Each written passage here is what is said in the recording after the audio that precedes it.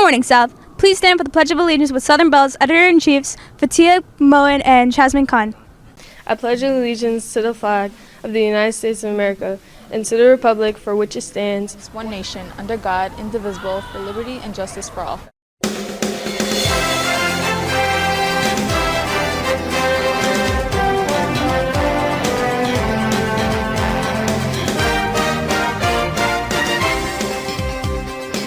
We'll hear more from them later in the show. Good morning once again, and welcome to the Falcon Report for this Friday, the 4th of February, 2022, day one. I'm Andre Russell. And I'm Nyla Bisnath. Language students recently worked towards earning their seal of biliteracy. Jonathan Matthews has the details. Some truly impressive seniors displayed the culmination of years of language study and the weeks of preparation as they delivered the seal of biliteracy presentation last Friday.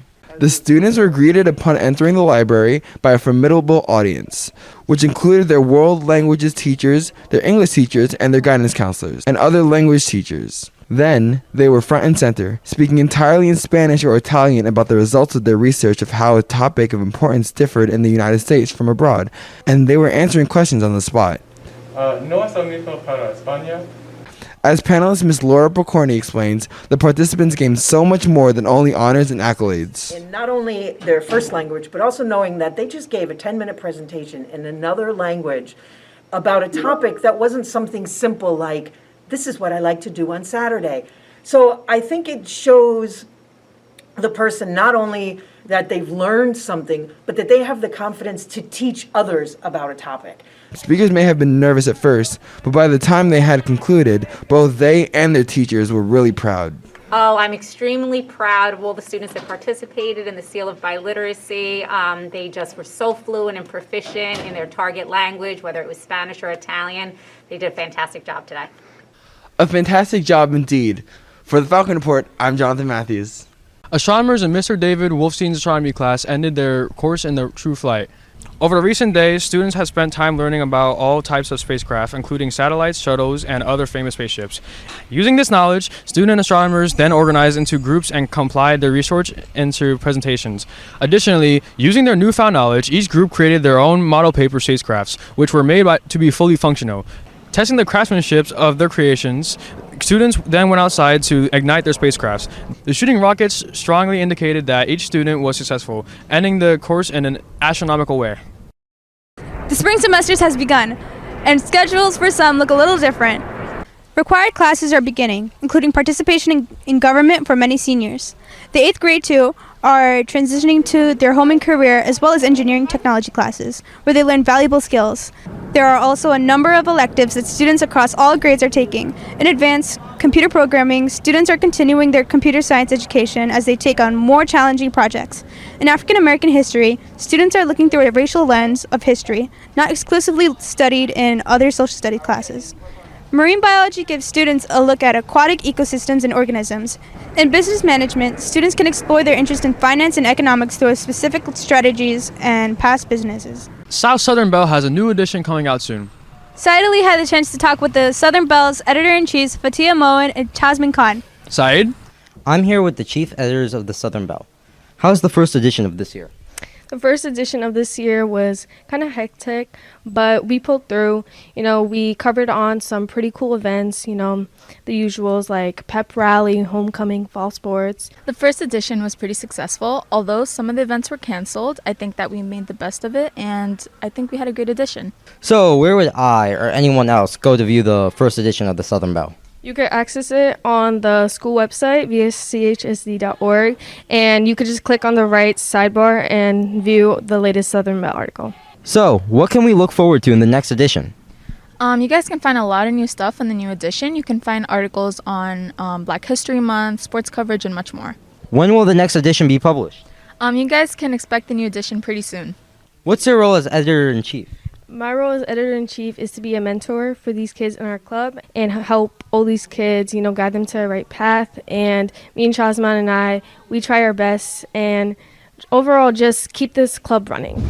As editors-in-chief, me and Fatia are responsible for helping the younger classmen with their articles. We help them fix any typos. We help them with their articles in general.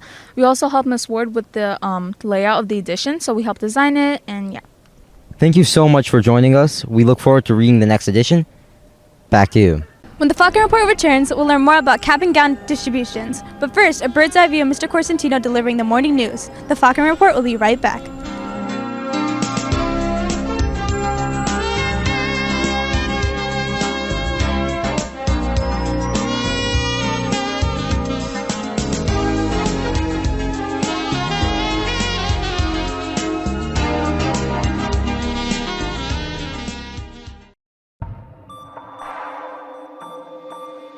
Would you like to buy a candygram? Yeah. Okay, alright, that'll be $1.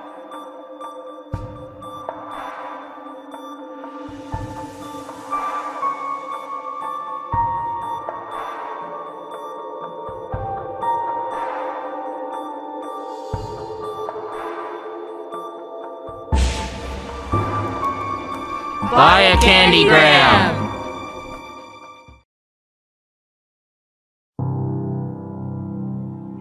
I remember the glory days of third marking period, the chance to thrive on a snowy February day, the knowledge we exerted into tests for 100. Oh, third marking period, how I miss you! I know I can start this semester off strong. Thank you for your wisdom, alumni. Even with this treacherous snow, I could surpass the obstacles of this semester.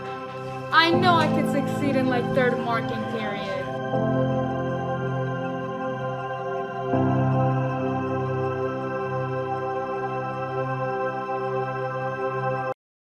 The class of 2022 recently had their caps and gowns fitted. The Falcon Report's Karina Mahadeo was there to tell it all.